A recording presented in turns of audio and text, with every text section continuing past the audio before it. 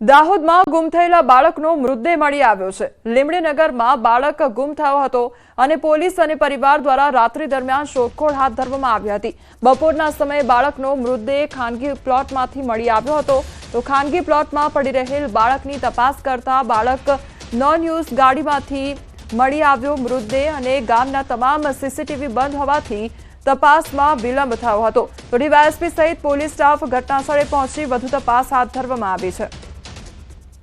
સંવાદદાતા સૌરભ અમારી સાથે જોડાઈ ગયા છે। સૌરભ, બાળક પહેલા તો ગુમ થયું અને ત્યારબાદ મૃતદેહ મળી આવ્યો, શું અપડેટ આખી ઘટનામાં?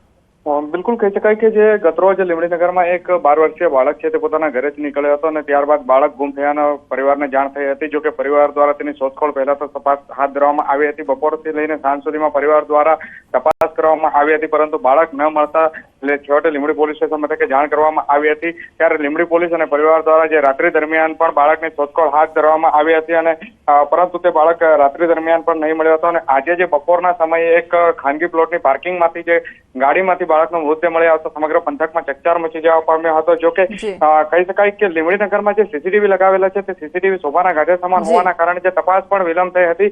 ત્યારે હાલ તો ડીવાયએસપી અને પોલીસ સ્ટાફ ઘટનાસ્થળે પહોંચીને વધુ તપાસ હાથ ધરી છે। જી સૌરભ, સમગ્ર માહિતી બદલ આભાર।